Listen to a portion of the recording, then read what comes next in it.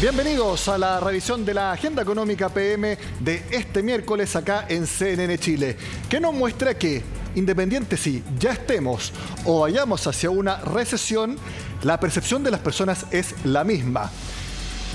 En su futuro económico más inmediato y sobre todo el del país, la percepción ha empeorado entre los chilenos.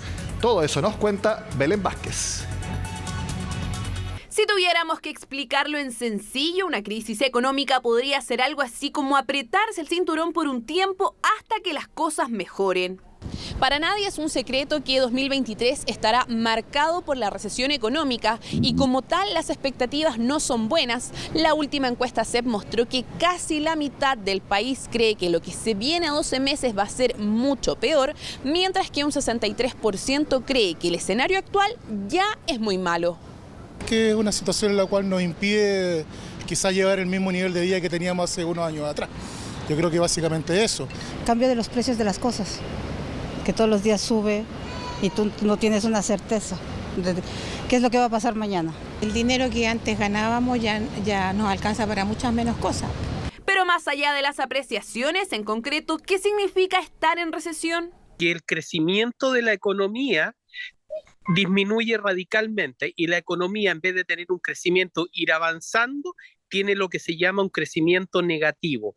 Y por lo tanto, como hay menos producción, también hay menos empleo, hay menos consumo, la inversión cae y en general a las personas se les hace más difícil llevar el día a día. Caída en la productividad, pérdida de empleos, menor inversión y una inflación que se mantendrá alta durante varios meses serán los efectos más latentes de este proceso de reajuste que, por más necesario que sea, inevitablemente genera estragos en el bolsillo de las personas. Por el lado del mercado laboral, por ejemplo, se anticipa que habrá una pérdida de las plazas, lo que elevaría la tasa de desocupación al 9 o 10% y haría aumentar la informalidad. Una muestra de ello es que en el trimestre septiembre-noviembre solo se crearon 13.700 puestos. Pero eso se puede incrementar por varias cosas. Hay una destrucción en términos de productividad y eso se puede ver, por ejemplo, en la cantidad de empresas que han solicitado la reorganización y la y ya alguna liquidación. Eso da indicios muy malos con respecto a los temas que podríamos ver en desempleo. ¿Cómo creen las personas que se viene el panorama? A nivel personal, la encuesta CEP muestra que solo el 27% de los sondeados cree que su situación económica mejorará. En contraste, 7 de cada 10 creen que va a ser igual o incluso peor. En mi caso, yo creo que lo voy a mantener estable y voy a tratar de mejorarlo. Esperemos que mejore, por el bien de todos. Que yo soy una persona optimista, yo siempre pienso que el vaso está medio lleno, más que medio vacío. Las proyecciones indican que el PIB podría caer cerca de 1,5 puntos en 2023 y mejorar en torno al 2,5% recién en 2024. Pero para que esto ocurra se necesita un proceso de reactivación que también debe ir acompañado de mejoras del escenario internacional. La desaceleración de la inflación va a permitir que el Banco Central al final del día sea un poco menos agresivo y pueda empezar ya probablemente a finales del segundo trimestre de este año a un ciclo de rebaja de tasa o a lo mejor el tercer trimestre, y eso obviamente va a empezar a aliviar la presión, va a empezar nuevamente a fomentar el consumo, va a empezar a fomentar también la inversión. La recesión no es solo numérica, sino que además genera distintas percepciones en la gente. De hecho, la misma encuesta CEP mostró que un 55% de las personas cree que Chile actualmente está estancado.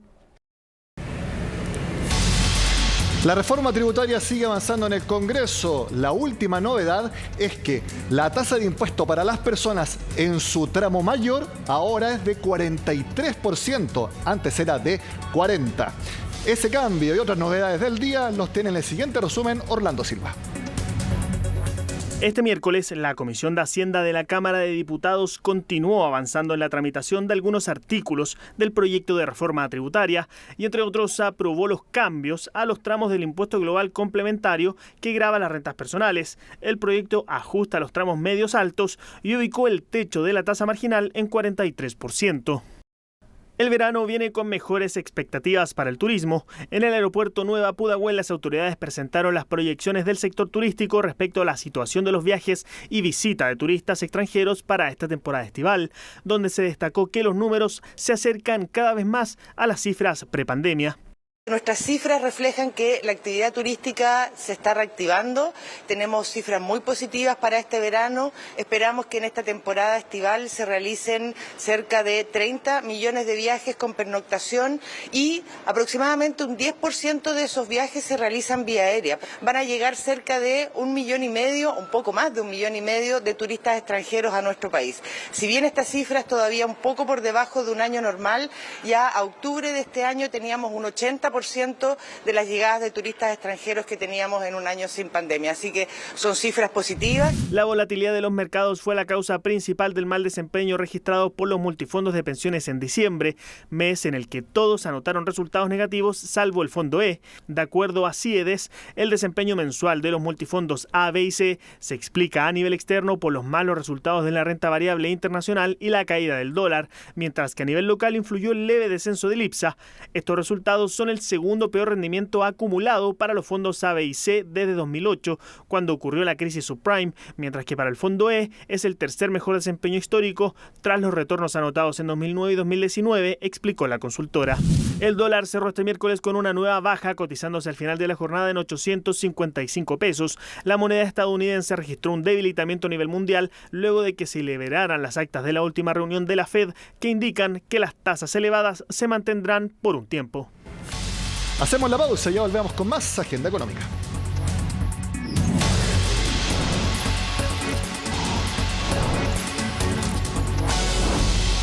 El IMASEC de noviembre vino a confirmar el reajuste que está viviendo nuestra economía. Como ya lo vimos, algunos dicen que estamos en recesión o vamos directo a ella. Por lo mismo, los invito a revisar la entrevista que realizamos en Agenda Económica AM con el economista Germán González.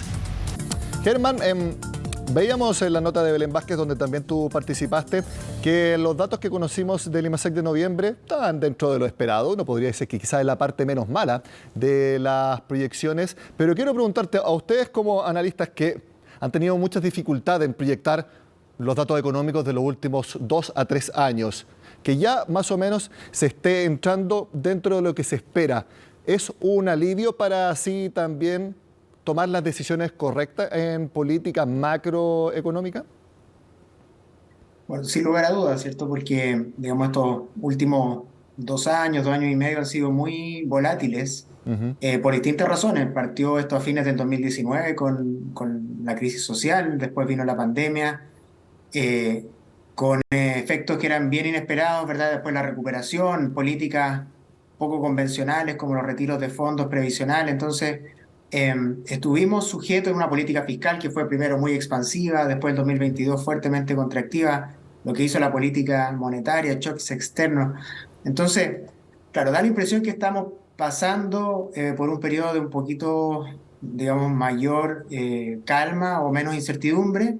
Obviamente eso no quiere decir que este año no tengamos shocks de otra naturaleza, pero por el momento parece ver cierta convergencia en las proyecciones de inflación, en las proyecciones de crecimiento y cierta estabilidad también en las cifras, aunque sea, digamos, en terreno negativo, pero, digamos, estamos en este momento precisamente pasando por ese periodo y eso claramente permite no solo, digamos, a nosotros los analistas, sino que también a las empresas tomar mejores decisiones.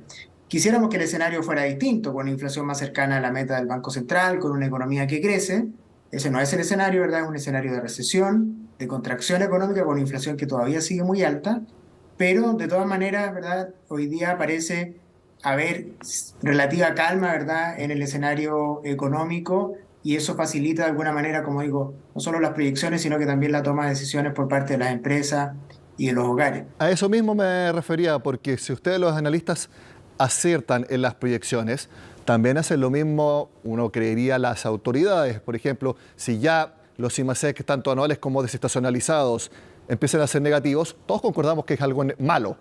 Pero como es algo que se tenía que dar, por lo que sucedió en los años anteriores, que haya empezado también significa que en algún momento va a terminar y por ahí, por la primera mitad de este año el Banco Central podría empezar a bajar la tasa de interés y eso puede hablar de que se le da un apoyo a la reactivación de la economía. Me refiero a que es positivo que aunque sean escenarios negativos, por lo menos se vayan cumpliendo y así pasemos este ajuste lo más rápido posible. Claro, eso es importante porque nosotros estamos terminando el 2022 con una economía que crece del orden de 2,5%, quizá un poco más que eso, pero con un ajuste de gasto que está pendiente, ¿verdad? Un déficit en cuenta corriente que al tercer trimestre fue cercano a 10 puntos del PIB, y por lo tanto, si bien el 2022 terminó algo mejor de lo previsto, se postergó el ajuste hacia adelante. Bueno, ¿y cuándo va a ocurrir ese ajuste? Creemos que al cierre del año 2022 empezó a ocurrir y va a seguir ocurriendo durante los primeros meses de este año, efectivamente, como tú dices, con cifras negativas de crecimiento interanual de la economía. Y la buena noticia de eso es que el Banco Central ha dicho que no va a seguir subiendo tasas en este escenario y que la inflación debiera empezar a retroceder paulatinamente a lo largo del 2023, permitiendo en la segunda parte del año que las tasas empiecen a bajar. Pero es bien, digamos, llamativo que, digamos, después de mucho tiempo, casi 3 años, este escenario está bastante consensuado. No hay visiones tan distintas ni en el gobierno, ni en el Banco Central, ni en el mercado respecto de la situación de la economía, que esta que describimos, una economía que va a tener cifras negativas de crecimiento durante el primer semestre, en que la tasa de interés se va a mantener alta, pero esperamos, ¿verdad?, que la inflación empiece a bajar y que el Banco Central empiece también a reducir las tasas de interés en el segundo semestre del año. Ahora, obviamente, ese, digamos, es el escenario base. Y en el escenario base creo yo que no hay muchas diferencias. Es muy difícil predecir shocks, ¿verdad? Y en los últimos 2 o 3 años hemos tenido muchos shocks, obviamente por definición inesperados.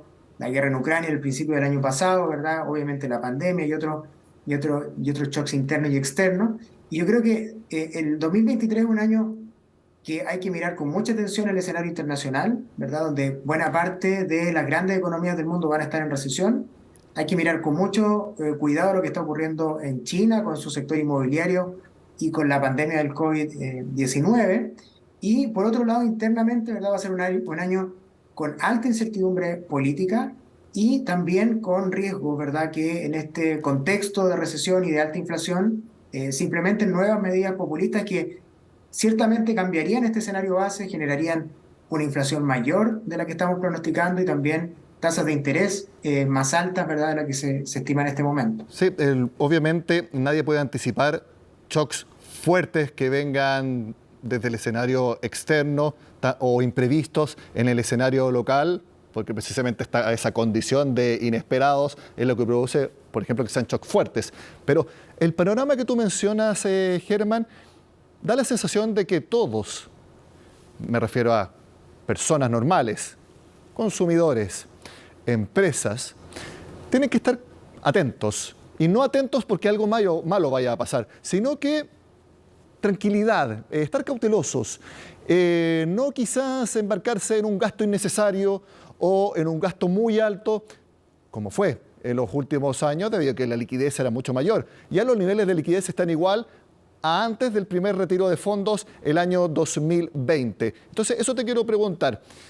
¿Tú le recomendarías tanto a las personas naturales, que somos todos nosotros, como a las personas jurídicas, que son las empresas, mirar todo con calma? Si van a tomar una decisión importante, pensarlo 1, 2, 3, 4 veces y estar totalmente seguros. Y que lo mejor también es cuidar harto el empleo, porque la creación también de puestos de trabajo está mucho más lenta de lo que se anticipaba. ¿Tú concuerdas con ese análisis y esa recomendación? Sí, sin duda. Ese efectivamente creo yo que es, digamos, la forma de actuar en estos meses. Desde el punto de vista de los hogares, por ejemplo, sabemos que las tasas de interés están en niveles muy altos en perspectiva histórica, por ejemplo, para pedir un crédito de consumo. También los créditos hipotecarios están con tasas bastante altas en perspectiva histórica. Y esto tiene que ver precisamente con el aumento de la inflación y la respuesta que ha tenido la política monetaria. Pero no esperamos que este escenario sea para siempre Claro. y esperamos, ¿verdad?, que hacia la segunda parte de este año las tasas comiencen a bajar y desde el punto de vista entonces de pedir un crédito, sabemos que o esperamos que las condiciones mejoren hacia la segunda parte del año, por lo tanto este no sería un buen momento, ¿verdad?, dado el costo del crédito para endeudarse. Por otro lado, como tú bien dices, por mucho que esta recesión, contracción de la economía haya sido esperada, ¿verdad? Tiene determinadas características que conocemos, ¿verdad? Que han ocurrido en el pasado, y una de esas características es que en las recesiones se tiende a destruir empleo, es muy probable que el desempleo aumente y por lo tanto, también desde el punto de vista de las condiciones laborales, esperamos que en los próximos meses el mercado laboral continúe perdiendo fuerza. Eso significa que se van a destruir algunos empleos. Si alguien tiene una pyme, probablemente va a haber ventas más reducidas durante los primeros meses del 2023. Y ciertamente desde el punto de vista de los hogares eso llama a la cautela en la toma de decisiones importantes, de endeudamiento, de gastos significativos. Y por el lado de las empresas, creo que también a eso se suma el escenario político que considera una reforma tributaria principalmente y una reforma constitucional, además de la reforma de pensiones. Este año vamos a estar definiendo grandes, digamos, temas, ¿verdad? Lineamientos, reglas del juego que son relevantes para las empresas al momento de tomar decisiones de más largo plazo. Es por eso que estamos viendo que la economía tiene grandes proyectos de inversión que están detenidos. El Banco Central proyecta que este año la inversión va a caer del orden de 5%. Y eso creo yo que tiene mucho que ver, no tanto con el ajuste del cual hemos venido hablando, sino que más bien con este escenario donde hay mucha falta de certeza jurídica, económica para el momento de tomar decisiones, y eso está naturalmente frenando las decisiones de inversión más grandes de las empresas y se están postergando para el 2024 hacia más adelante, una vez que se tenga mayor claridad de cuáles son las reglas del juego. Y eso mismo, este freno a las decisiones de inversión, este menor gasto, impulso por el lado del consumo, es lo que va a traducirse en esta contracción del producto que se espera para el año 2023. ¿Tú ves al gobierno entregando un bono marzo? Te lo pregunto porque tú has trabajado en 2 periodos en el Ministerio de Hacienda, también eres parte del Consejo Fiscal Autónomo, y te lo pregunto porque uno espera siempre que un gobierno entregue un bono marzo, lo hacen todos los gobiernos, y más ahora porque está todavía la amenaza de un nuevo retiro de fondos, y el gobierno puede verse tentado a tratar de frenar ese retiro de fondos a través de un bono marzo, y también porque sabemos que el bono marzo da réditos políticos siempre, más aún ahora que viene este periodo de ajuste. ¿Tú crees que va a haber un bono marzo? Y más o menos, ¿de cuánto estimarías tú que puede ser? Bueno, yo creo que el bono marzo se legisló, si recuerdo bien, para que se entregue durante los meses de febrero. Esto que antes los gobiernos elegían arbitrariamente, ¿verdad? Está institucionalizado y por lo tanto eso yo lo daría por descontado. Yo diría que la gran duda es si, aparte de esa ayuda, ¿verdad?, a los hogares van a haber otras ayudas a lo largo del año. Y yo espero, digamos, es muy probable que así ocurra, especialmente si es que tenemos presión política por nuevos retiros de fondos previsionales. Y yo diría que lo más importante es que digamos, es que se producen entregas, transferencias fiscales a los hogares más vulnerables, se produzcan dentro del marco fiscal, ¿verdad? Y que se generen espacios de otros lados del presupuesto para entregar esta ayuda. Creo que es importante también resguardar los equilibrios fiscales y en ese sentido tengo plena confianza que el gobierno lo haría de esa forma. Ahora, respecto de las ayudas, Nicolás, yo creo que ciertamente, digamos, los hogares más vulnerables van a necesitar mayor liquidez porque entramos en un año todavía con inflación muy alta, no solo con contracción económica, sino que con una inflación muy alta. Esa combinación es muy nociva para los presupuestos de los hogares, pero también tenemos situaciones complejas por el lado de las empresas, especialmente las más pequeñas, ¿verdad? Que están enfrentando costos financieros muy altos, ¿verdad? Restricciones a la liquidez, una menor demanda, y por lo tanto, ¿verdad?, esas empresas también están necesitando digamos, cierto apoyo. Ahora, más allá de eso, yo creo que hay un aspecto muy importante que no quisiera dejar de mencionar, que si bien, digamos, es muy probable que este año tengamos una contracción económica, hay un problema más profundo, más de largo plazo, que tiene que ver con la capacidad de crecimiento de la economía, que se ha venido cayendo sistemáticamente en el tiempo. Una vez que salgamos de esta recesión, la economía tiene una capacidad de crecimiento que es apenas del orden de 2%. Y ahí las políticas más estructurales, más de largo plazo, la reforma tributaria, la Constitución, incluso la reforma de pensiones y otros proyectos de ley que andan dando vuelta, ¿verdad?, tienen impactos que van mucho más allá del próximo año y tenemos que cuidar, creo yo, y esto es un rol para el gobierno bien importante, que esas reformas no sigan dañando la capacidad de crecimiento de la economía. Porque, digamos, sabemos que los ciclos existen, que las economías crecen más en un año, crecen menos en otro, pero tenemos un problema más estructural, más de largo plazo, que creo que no se está abordando y hay que tenerlo muy en cuenta al momento, como digo, de discutir estas reformas más estructurales. Germán, para mi última pregunta, espero no ponerte en aprietos. En el IPC de octubre fue la mitad de lo esperado, pero el de noviembre fue el doble de lo esperado. ¿Qué crees tú que va a suceder el viernes cuando conozcamos el IPC de diciembre? Bueno, nosotros esperamos que el IPC, digamos, tenga una variación más acotada que el último mes, entre 0,3 y 0,4%. Digamos, te voy a responder, digamos, quizás como te respondería cualquier analista, en el sentido de que no esperamos, uno no proyecta la sorpresa, digamos, ¿cierto? Uno tiene una estimación central que es en el orden de magnitud que te comenté, pero hay que ver, esperemos hasta el cierre de la semana, si es que hay sorpresas positivas o negativas. Simplemente decir que esta magnitud de sorpresas, ¿verdad?, hablan de que los mercados, incluso las autoridades, tenemos herramientas que son acotadas para predecir la inflación, que digamos es un llamado a que haya mayor entrega de información, mayor transparencia en las cifras, eventualmente nuevas fuentes de información para mejorar este tipo de proyecciones, y también tener en cuenta que cuando uno habla de las proyecciones de fin de año, ¿verdad?, o del promedio del año, hay tremenda incertidumbre, considerando que hay grandes errores mes a mes. Imagínate el tamaño que tienen esos errores cuando uno mira a 6 meses o a un año plazo, ¿verdad? O sea, también hay que mantener, ¿verdad?, en cierto contexto las proyecciones que uno hace, porque la verdad es que, digamos, la ausencia de información, los shocks, ¿verdad?, que vienen de distintos lugares, generan errores de proyección que han sido muy altos en estos últimos años y que esperamos, como decía al principio, que se vayan reduciendo a lo largo del 2023. Germán González, coordinador macroeconómico de Clapes UC. Como siempre, muchas gracias por estar con nosotros en Agenda Económica. Que tengas una excelente semana. Gracias a ustedes, muy buenos días. De esta forma terminamos la Agenda Económica de este miércoles. Sigan con nosotros acá en CNN Chile.